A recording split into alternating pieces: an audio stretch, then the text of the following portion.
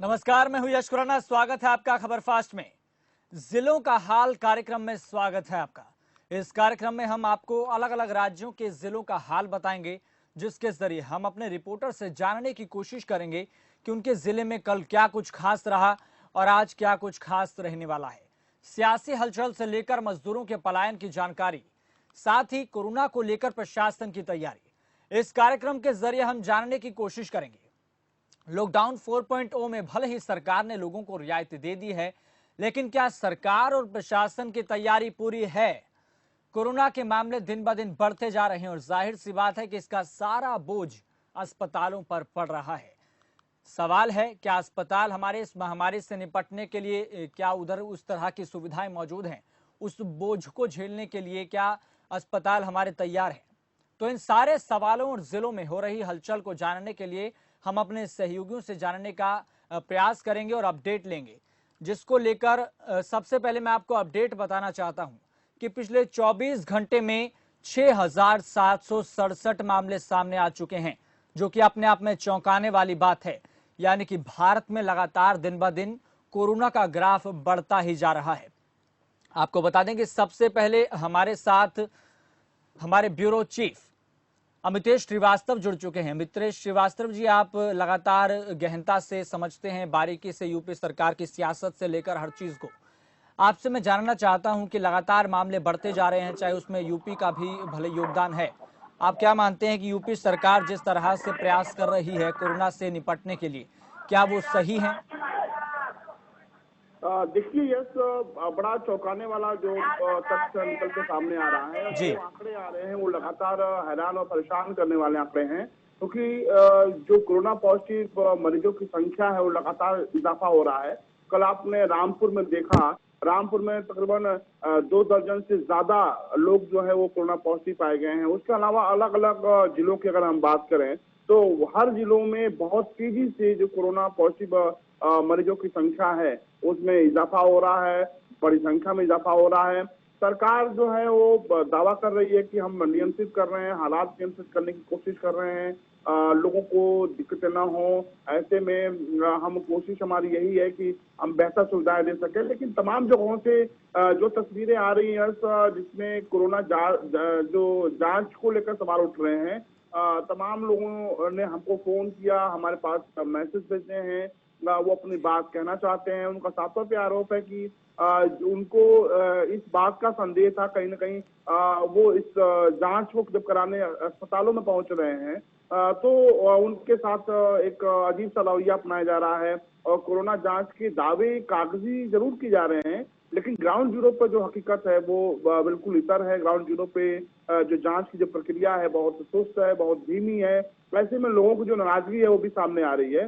दूसरी तरफ सरकार का दावा है कि जांच प्रक्रिया में तेजी लाई जा रही है, एक दिन में हजारों की संख्या जी में जो जांच है वो हो रहे हैं, लेकिन लोग जो है वो असंतुष्ट हैं जरूर। दूसरी बड़ी बात यह है कि जितनी तेजी से यह संख्या में इजाफा हो रहा है वो चौंकाने वाला है। और सबसे बड़ी बात यह है कि एक एक जिलों को देखिए, रामपुर की बात करें तो रामपुर में 2 दर्जन से ज्यादा जो केसेस हैं एक दिन में निकलते हैं। जी उसके अलावा बाराबंकी की बात करें तो ये जो कोरोना बम है वो कहीं ना कहीं फूट रहा है, फट रहा है। और इसके बाद से सरकार के सामने चिंता बढ़ गई है, सरकार की जो चिंताएं हैं वो बढ़ गई हैं।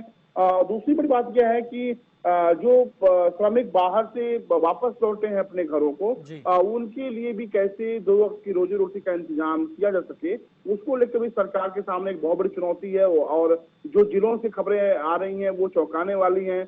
लोगों को जो मुहैया जो राशन सामग्री से लेकर तमाम जो सरकारी सुविधाएं होनी चाहिए वो मुहैया नहीं हो पा रही हैं। तो सवाल कई खड़े हो रहे हैं और योगी सरकार को जमीनी स्तर पर, ग्राउंड जीरो स्तर पे काम करना होगा। कागजी बातें, हवाई बातें से काम नहीं चलेगा। बिल्कुल अधिकारियों को भी समझना होगा और इस बात को जानना होगा कि जो श्रमिक है वो परेशान है। जो क्वारंटीन सेंटर में जो लोग रखे गए हैं उनके तमाम जगहों से हमारे पास तस्वीरें आई हैं, वो परेशान करती हैं।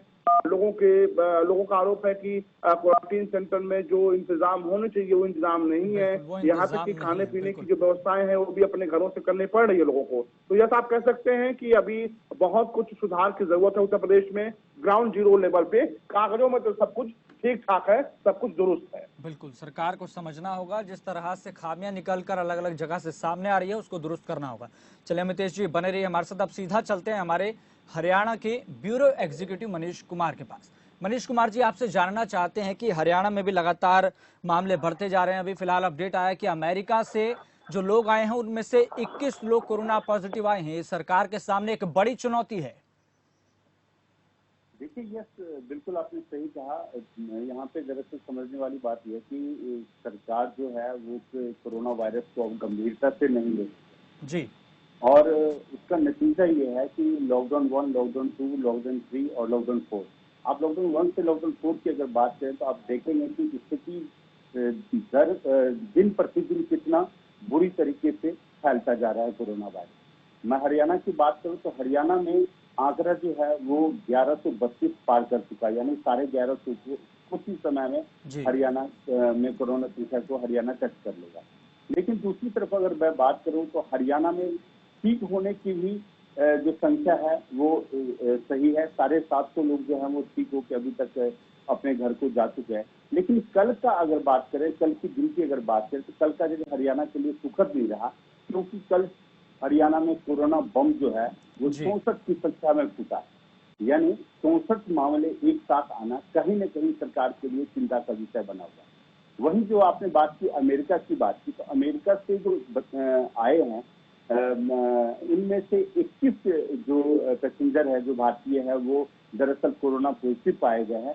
और मैं आपको बता दूं कि इनको 21 में से 21 को पंचकुला जब वहां पे सारा उनका टेस्ट किया गया, चेक किया गया, उसमें से 16 जो ऐसे कोरोना संक्रमित यात्री थे उनको मुलाना हॉस्पिटल में एडमिट करवाया गया है, बाकी को पंचकुला में ही रखा गया है। तो यस, यहाँ पे अगर हम जिले वाइज की जहां तक आप बात करें तो जिले वाइज की अगर बात करें तो एनसीआर से जो सटा हुआ जिला है हरियाणा का, चाहे वो गुड़गांव है, चाहे वो फरीदाबाद है, चाहे वो झज्जर है, चाहे वो आपका बहादुरगढ़ है, सोनीपत है, तो ये जो एरिया है कल भी इसी एरिया में 12 जो है वो गुड़गांव से मरीज आए हैं, कल 10 जो है वो फरीदाबाद से आए हैं। इसी तरह अगर बात करूं तो एक जो है वो पलवल से आया है, 7 जो है वो पानीपत से आया है, जिंद से 1 आया है, करनाल से 1 आया है, भिवानी से 2 आया है, हिसार से 3 आया है। तो ये जो संख्या है जो लगातार बढ़ता जा रहा है, सरकार का इस तरफ चिंता है। लेकिन आखिरकार अर्थव्यवस्था की जो बात है, अर्थव्यवस्था को लेकर जो सरकार चिंतित हुई, चाहे वो राज्य की सरकार है चाहे वो केंद्र की सरकार है, कि आखिर जब तक अर्थव्यवस्था नहीं आएगा तो अर्थव्यवस्था सुचारू रूप से नहीं चलेगा, इनकम सरकार की नहीं बढ़ेगी तो सरकार तनख्वाह कहां से देगी, सरकार पब्लिक को फैसिलिटी कहां से देगी। तो ये जो बात है, ये बात कहीं ना कहीं कोरोना में, जिस तरह हम अगर बात करें कि पेट्रोल के लिए आग काफी है, तो उसी तरह कोरोना में जो ये अर्थव्यवस्था का जो सामने आया कि अर्थव्यवस्था लाचार होते जा रहा है, तो उसको देखते हुए जो सरकार ने कदम उठाया, चाहे वो बस की सर्विस हो, चाहे वो ट्रेन की सर्विस हो, चाहे वो एरोप्लेन की सर्विस हो, चाहे वो दुकान खोलने की बात हो, तो अर्थव्यवस्था पटरी पे तो जरूर आ रहा है। लेकिन साथ में कोरोना जो है, कोरोना भी अपनी मौजूदगी बहुत बढ़िया तरीके से, हर प्रदेश की बात अगर करूं, पूरे देश में भी बहुत बढ़िया तरीके से जो कोरोना है वो अपनी उपस्थिति दर्ज करवा रही है। दिन प्रतिदिन उसमें लगातार बढ़ोतरी हो रही है। चलिए मनीष जी बने रहे हमारे साथ। अब सीधा चलते हैं जयपुर, जहां से हमारे संवाददाता संदीप अग्रवाल जुड़ चुके हैं। संदीप अग्रवाल जी, आपसे 24 घंटे का अपडेट चाहते हैं कि वहां पर 24स घंटे में कितने मामले सामने आए हैं? देखिए, पूरे 24 घंटे की बात करें, राजस्थान में अभी तक जो सुबह 9 बजे तक जो मामले सामने आए हैं वो 52 मामले नए पॉजिटिव सामने आए हैं।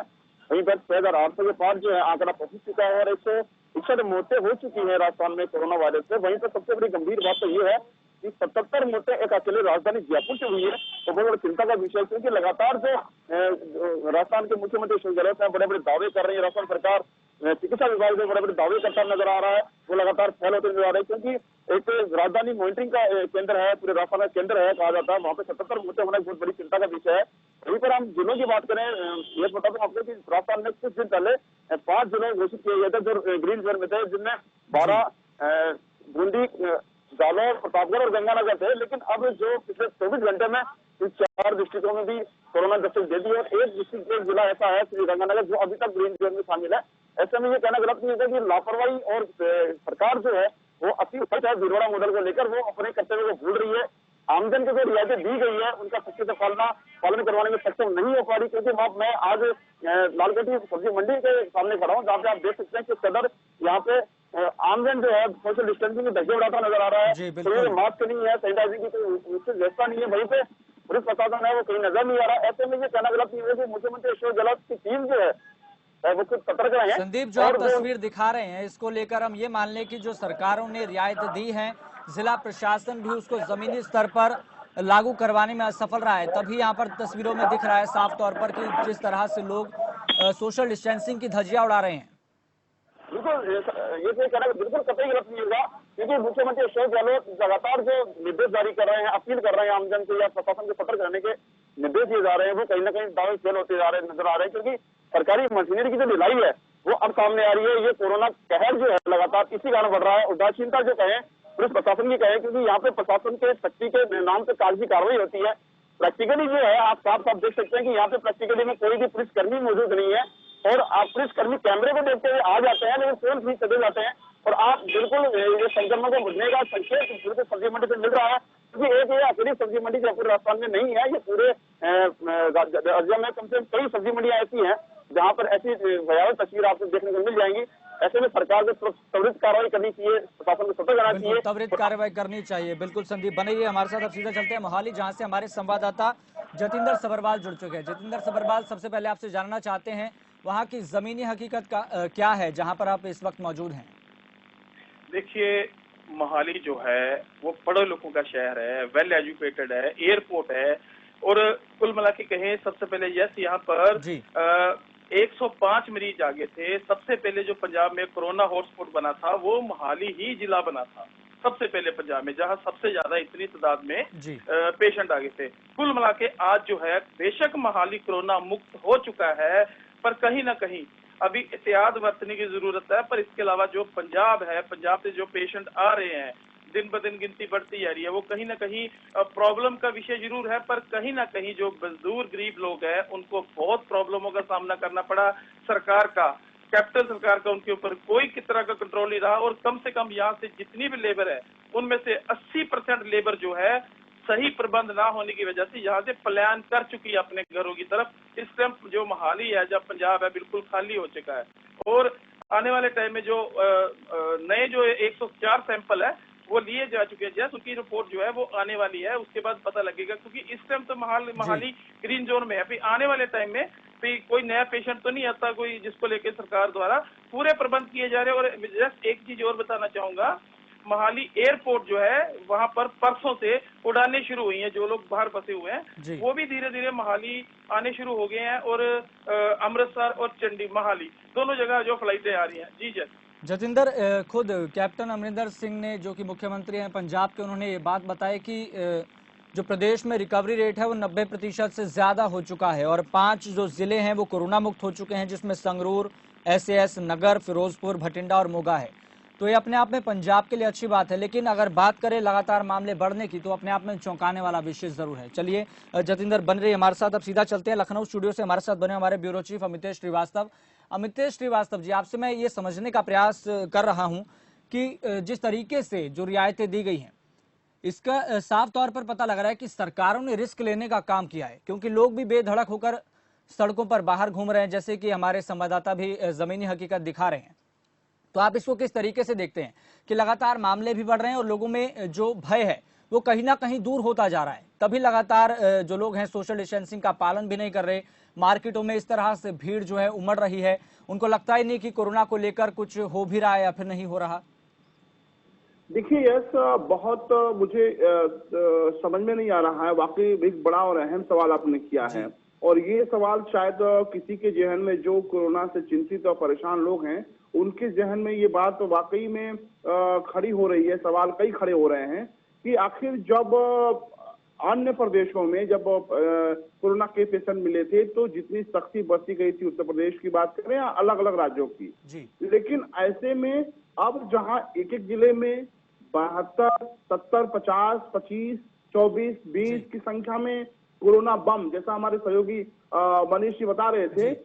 लेकिन उसके बावजूद जो स्थितियां सामने आ रही हैं, इतनी तेजी से कोरोना पॉजिटिव मरीजों की संख्या में इजाफा हो रहा है, उसके बावजूद लॉकडाउन में छूट देना, लोगों का सड़कों पे निकलना, ऐसे लग रहा है कि जैसे तस्वीरें आपने देखी अभी राजस्थान की तस्वीरें आपने देखी हैं, ऐसा लग रहा है कोई मतलब पूरी तरह से जब पहले जैसा माहौल हुआ करता था उसी तरह से बाजारों में भीड़ है, सोशल डिस्टेंसिंग की धज्जियां उड़ाई जा रही हैं और लगातार जिस तरह से छूट हर रोज दिए जा रहे हैं, मुझे समझ में नहीं आता किस तरीके की रणनीति अख्तियार की जा रही है। लेकिन लोगों में खौफ जरूर है।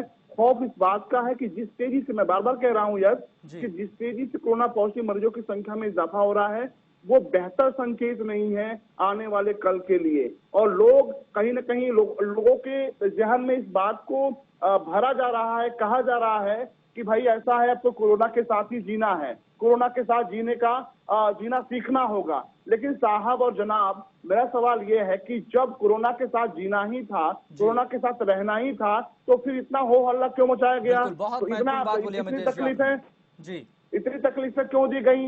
हजारों की संख्या में मजदूर बेघर हुए, हजारों की संख्या में उनके पैदल सफर उन्होंने तय किया, तमाम के घर उजड़ गए, तमाम आज खून के आंसू रोने के मजबूर हैं। अगर कोरोना के संग जीना ही था हमको, तो फिर आप साफ साफ कह देते कि भाई कोरोना के संग जीना है, कोरोना के संग मरना है और ये जो चीजें हैं वो नॉर्मली है।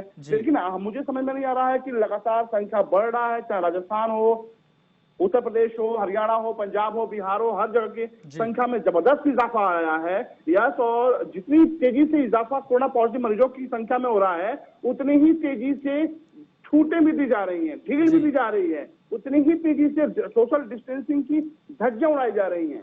मुझे लगता है कि ये सरकार है, सरकार क्या चाहती है, क्या सोचती है, क्या समझती है, सरकार जाने। लेकिन जो कुछ भी हो रहा है उसे आप और हम बेहतर नहीं कह सकते हैं। बिल्कुल। चलिए अब सीधा चलते हैं, हमारे साथ ब्यूरो एग्जीक्यूटिव मनीष कुमार जुड़ चुके हैं।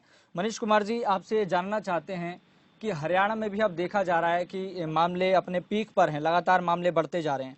अब ऐसे में सरकार ने यह भी ऐलान कर दिया, मैं आपसे जानने का प्रयास कर रहा हूं कि अप्रैल और जो मई महीने की फीस है अब सरकार ने कह दिया है कि आप ले सकते हैं। इसको लेकर जो अभिभावक हैं, जो लोग हैं, जो इस चीज को पहले से ही झेल रहे थे, काम अभी शुरुआत हुआ है, तो उनको कितनी परेशानियों का सामना करना पड़ रहा है? देखिए, ये जो आपका सवाल है ये बहुत बड़ा सवाल है। ये आज का सवाल नहीं है। दरअसल ये प्राइवेट स्कूल जो है, चाहे वो जितनी भी प्राइवेट स्कूल है, हरियाणा में इसको लेके हर बार अभिभावक जो हैं वो शिक्षा मंत्री से मिलते हैं कि एडमिशन फीस जो है वो स्कूल को नहीं लेनी चाहिए, क्योंकि एक बच्चा लगातार एक बार अगर कहीं पे गया तो वहाँ एडमिशन उसका हुआ तो अभिभावक ने उसका पैसा जमा करवाया। लेकिन प्राइवेट स्कूलों ने एक नियम बना रखा है कि पेपर हुआ और एडमिशन फीस लेना शुरू कर दिया। जब ये कोरोना वायरस आया तो शिक्षा मंत्री कंवरपाल गुर्जर ने एक लेटर जारी किया कि किसी से फीस नहीं लिया जाएगा। लेकिन जब स्कूल एसोसिएशन ने, प्राइवेट स्कूल एसोसिएशन ने जब सरकार से मिला तो सरकार ने फिर उसके ऊपर यू टर्न लिया कि एडमिशन फीस नहीं लिया जाएगा, ट्यूशन फीस लिया जाएगा और जो और भी चार्जेस है वो लिया जाएगा, लेकिन एडमिशन फीस नहीं लिया जाएगा। लेकिन जो स्कूल प्रबंधन है, प्राइवेट स्कूल प्रबंधन, वो जरूरत से ज्यादा अपने आप को ओवर स्मार्ट समझते आ रहे हैं युगों से। मैं अगर बात करूं, उन्होंने एडमिशन फीस को हटा के सारा का सारा जो चार्जेस है वो दूसरे पे शिफ्ट कर दिया और सरकार मजबूरन फिर जाके अब दोबारा यू टर्न लिया और सरकार ने कहा कि अभिभावक से अप्रैल और मई के पैसे जो है वो स्कूल प्रबंधन ले सकता है। देखिए, ये बिल्कुल सरासर मध्यम वर्ग परिवार, गरीब परिवार पर एक वार है। क्यों? क्योंकि इनकम कहीं से नहीं हुआ, कारोबार बंद था, प्राइवेट नौकरी करने वाले को तनख्वाह नहीं मिल रही थी, सरकार घोषणाएं कर रही है लेकिन उसका मध्यम वर्ग के परिवारों को कितना बेनिफिट हो रहा ये कोई नहीं देख पा रहा है। अब उसके ऊपर ये एक और बम फोड़ा गया है कि उसको स्कूल का जो पैसा है वो जमा करवाना पड़ेगा। यस, ये बिल्कुल गलत है। सरकार को हम कहते हैं कि सरकार को इसके बारे में सोचना चाहिए। क्यों? क्योंकि जब 2 महीने से कोई कारोबार नहीं है, जब 2 महीने से कोई इनकम नहीं है, तो आखिरकार बच्चे का फीस किस तरह जमा होगा? बिल्कुल, ये बड़ा सवाल है। सरकारों को समझना चाहिए कि अभिभावकों का जो दर्द है इसको लेकर वो 2 महीने से काम नहीं कर रहे थे। आप अर्थव्यवस्था को पटरी पर लाने पर लगे हुए हैं, लेकिन जो सरकार ने जो ऐलान किया है मई और अप्रैल की जो फीस है आपको देनी होगी, ऐसे में जाहिर सी बात है कि अभिभावकों पर लगातार जो तनाव है वो बढ़ता जा रहा है। चलिए अब सीधा चलते हैं जयपुर। हमारे संवाददाता संदीप अग्रवाल जुड़े हुए हैं। संदीप अग्रवाल जी, आप अस्पतालों का दौरा करते होंगे, वहां पर आप देखते होंगे कि लगातार मरीजों की संख्या जो है वो बढ़ती जा रही है। तो आपको लगता है कि जो मरीजों की संख्या बढ़ने से जो अस्पताल पर बोझ पड़ रहा है, क्या उसको लेकर सरकार तैयार है? क्योंकि हमारे हेल्थ सिस्टम की बात करें तो कई बड़े एक्सपर्ट कह चुके हैं कि हमारा हेल्थ सिस्टम अगर लगातार ऐसे ही मामले बढ़ते रहे तो चरमरा सकता है। बिल्कुल, ये कहना गलत नहीं होगा कि राजस्थान सरकार जो है, गलत सरकार का एक नारा दिया था कि स्वस्थ राजस्थान खुशहाल राजस्थान, और स्वास्थ्य को लेकर संवेदनशील है, आमजन के स्वास्थ्य को लेकर गलत सरकार। किंतु अगर कोरोना की बात करें, कोरोना में सभी जो प्रदेश के अस्पताल थे, चाहे वो निजी चिकित्सालय कहें चाहे सरकारी कहें, और उनको तुरंत कोरोना के इलाज के लिए आरक्षित कर दिया गया था। 3,433 ऐसे अस्पताल थे जो छोटे मोटे सभी अस्पताल आते हैं जिनसे कोरोना को लेकर लगातार उनको रिजर्वेशन कर दिया गया कि उनसे कोरोना को ही इलाज होगा, और अन्य बीमारियों के इलाज के लिए भी अलग से वार्ड बनाए गए थे। अगर हम बात करें राजस्थान प्रदेश के सबसे बड़े अस्पताल सवाई मानसिंह की, वहां पे भी 10,000 अन्य अनेक अलग बेडों की व्यवस्था की गई थी। लेकिन आज की अगर बात करें तो वहां पर बेडों की कमी पड़ रही है। वरिष्ठ चिकित्सक डॉक्टर प्रकाश केसवानी के अनुसार जो कोरोना वार्ड से एक एसओडी कहे जाते हैं, उनके अनुसार डेड बॉडी जो आ रही है 161 बहुत हो चुकी है, उनमें भी जिनकी अभी भी उनके साथ भी कई ऐसी डेड बॉडी पड़ी हुई हैं अस्पताल परिसर में जहां पर उनकी रिपोर्टें नहीं आई, उनको रखने के लिए जगह नहीं है उनके पास।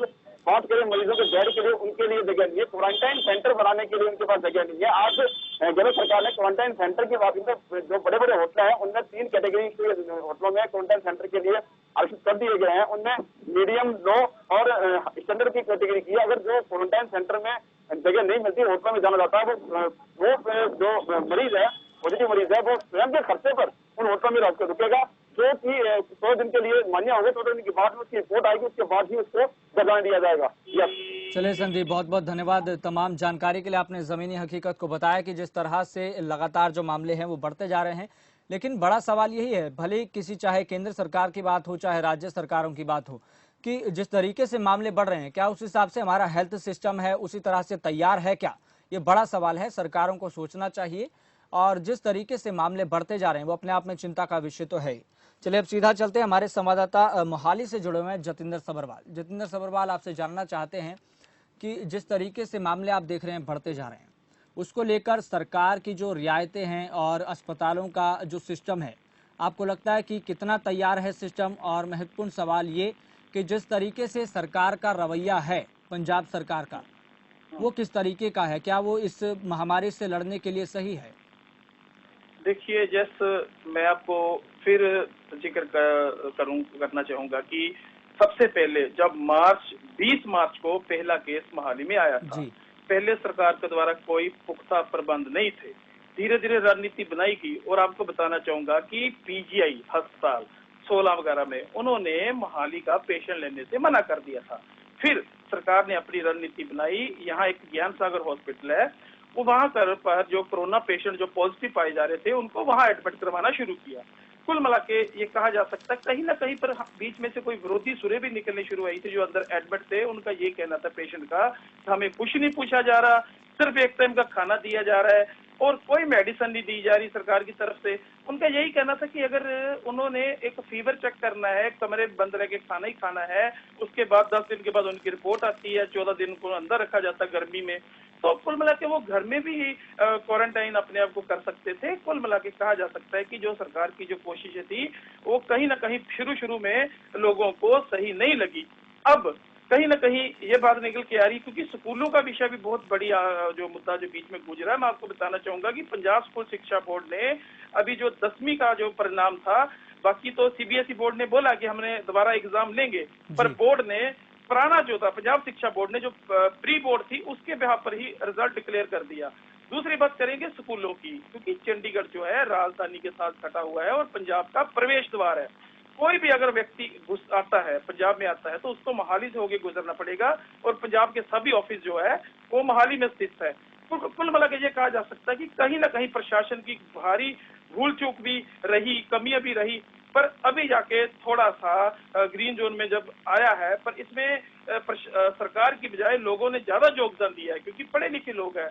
और अहम बात करना चाहूंगा कि जो साथ वाले दूसरे सटे हुए शहर है, वहां से जो लोग आते थे अब उनका भी आना बंद कर दिया है। चंडीगढ़ ने अपने आप को बिल्कुल मोहाली से लॉक कर दिया है और फेंसिंग लगा दी है, यहाँ से कोई बंदा वहीं नहीं जा सकता। और एक चीज और बताना चाहूंगा, शराब के ठेके जो है पंजाब में बहुत बड़ा मुद्दा रहे थे कि हमने शराब बेचनी है, सरकार को लॉस हो रहा है, शराब के ठेके भी। चलिए जतिंदर बने रहिए हमारे साथ। अब सीधा चलते हैं हमारे संवाददाता जींद से जुड़े हुए अनिल कुमार, मामले आपने देखा, सुबह भी हमने इस बात में चर्चा की, तो मामले वहां पर लगातार बढ़ रहे हैं। अब फिलहाल अपडेट क्या है 24 घंटे को लेकर?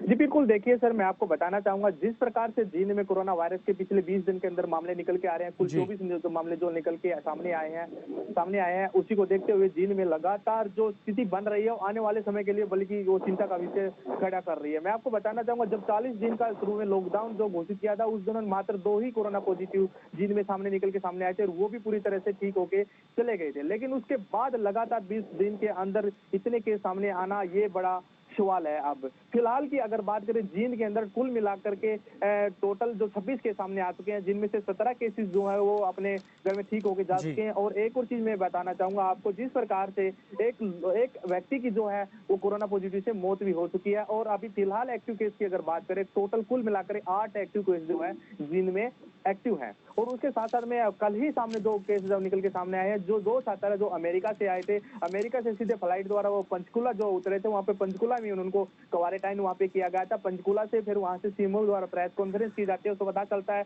कि उनमें से 2 छात्र जो है वो जींद के रहने वाले थे। तुरंत जिला स्वास्थ्य विभाग ने इसके ऊपर संज्ञान लिया, वहाँ पे एम्बुलेंस भेजने के साथ में उनको दोनों छात्रों को जो है चीजों तक पीजीआई के अंदर वहाँ पे शिफ्ट कर दिया गया। चलिए अनिल बने रहिए हमारे साथ, बहुत महत्वपूर्ण जानकारी आपने बताई है।